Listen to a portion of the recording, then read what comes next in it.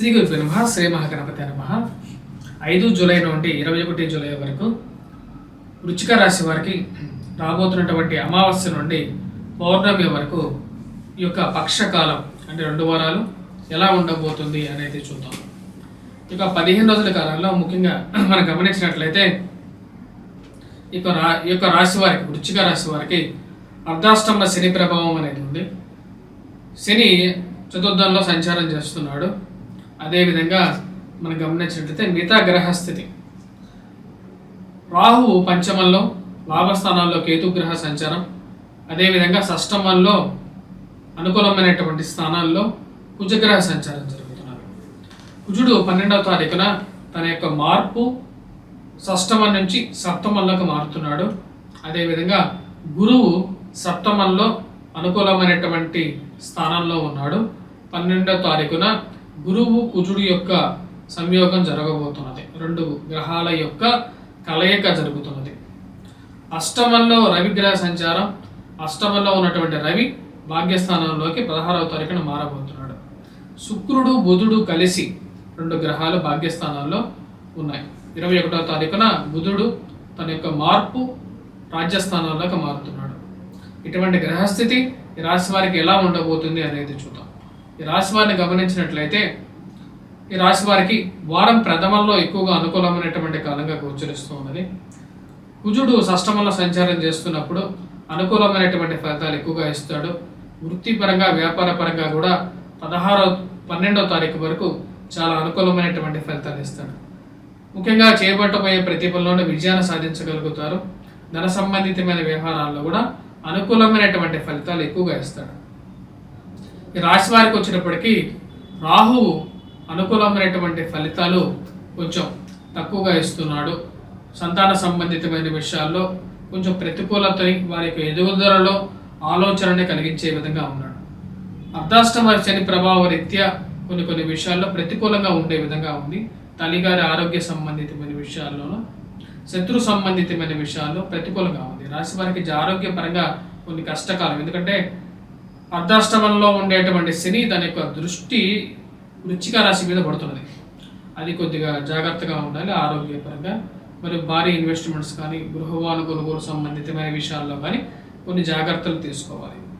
కానీ ఈ షష్టమంలో ఉన్నటువంటి కుజుడు యోగ్యకారకుడు అన్నమాట. 12వ తారీఖు వరకు వీరికి వృత్తిపరంగా అనుకూలమైనటువంటి ఫలితాలు ఇవ్వగలుగుతాడు.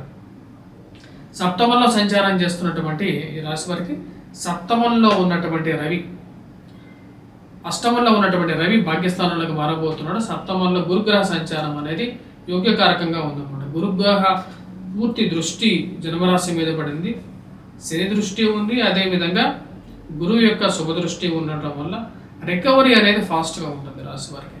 సప్తమంలో శుభగ్రహ దృష్టి ఉన్నప్పుడు వివాహ ప్రయత్న సంబంధితమైన విషయాల్లో అనుకూలమైనటువంటి ఫలితాలు పొందగలం అనేది జరుగుతుంది. రాశి వారికి నూతన వివాహ ప్రయత్న సంబంధితమైన విషయాలు, రెండో వివాహం చేస్తున్నటువంటి వారికి పునర్వివాహ ప్రయత్న సంబంధితమైన విషయాల్లో కూడా సానుకూలమైనటువంటి ఫలితాలు పొందగలుగుతారు. రవి అష్టమంలో సంచారం చేస్తున్నప్పుడు ప్రతిబంధకంగా ఉంటుంది.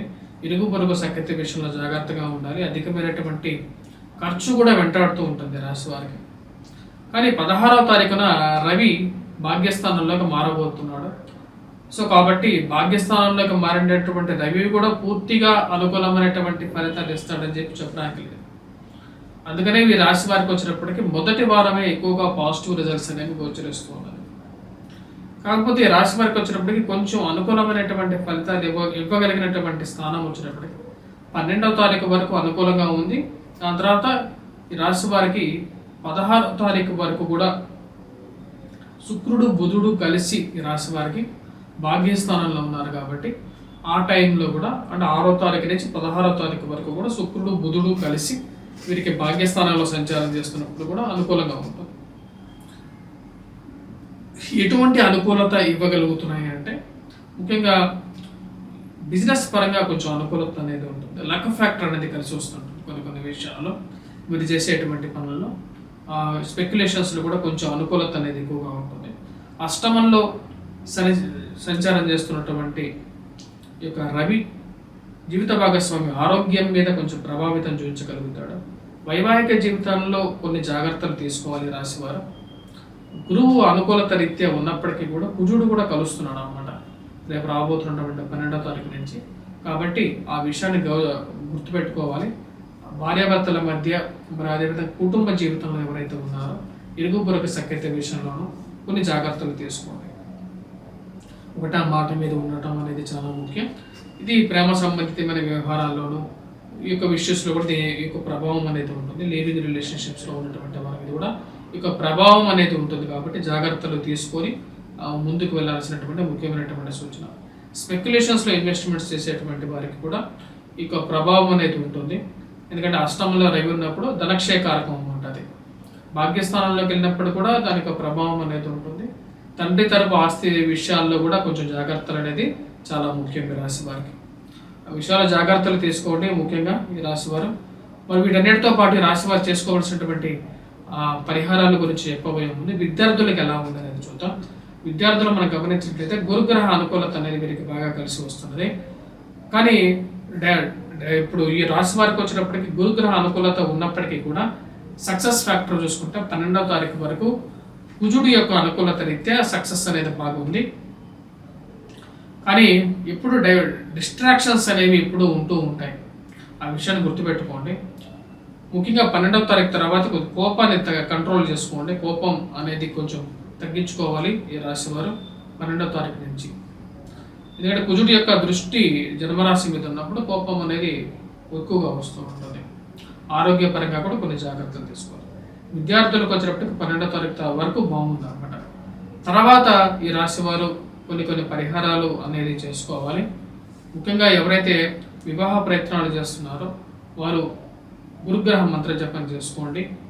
గురువు అనుకూలతము అయినటువంటి స్థానంలో ఉన్నాడు. కాకపోతే 45 రోజుల పాటు ఈ రాశి వారికి వచ్చినప్పటికీ సప్తమంలో కుజుడు కూడా జాయిన్ అవ్వబోతున్నాడు కాబట్టి కలవబోతున్నాడు. అది కొంచెం ప్రతిబంధకంగా ఉండే విధంగా ఉంటుంది. అష్టమంలో రవిగ్రహ సంచారం కూడా ఉన్నప్పుడు అది కూడా కుటుంబంలో ఐక్యతను తగ్గించే విధంగా ఉంటుంది 16వ తారీఖు వరకు. ఈ విషయాలు పరిగణలోకి తీసుకుంటే వృశ్చిక రాశి వారికి పూర్తిగా అనుకూలమైనటువంటి ఫలితాలుగా అంతగా గోచరించట్లేదు. ఈ రాశి వారు చేసుకోవాల్సినటువంటి పరిహారాలు ఎటువంటి పరిహారాలు చేసుకోవాలి అనేది మనం గమనించినట్లయితే రవిగ్రహ అనుకూలత రీత్యా వచ్చినప్పటికీ, ఎందుకంటే రాజకీయ నాయకులకి ఉద్యోగస్తులకి అందరికీ రవిగ్రహ అనుకూలత అనేది చాలా ముఖ్యం.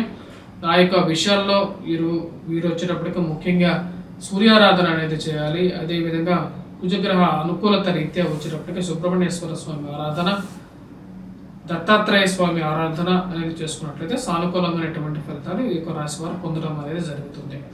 స్వస్తి.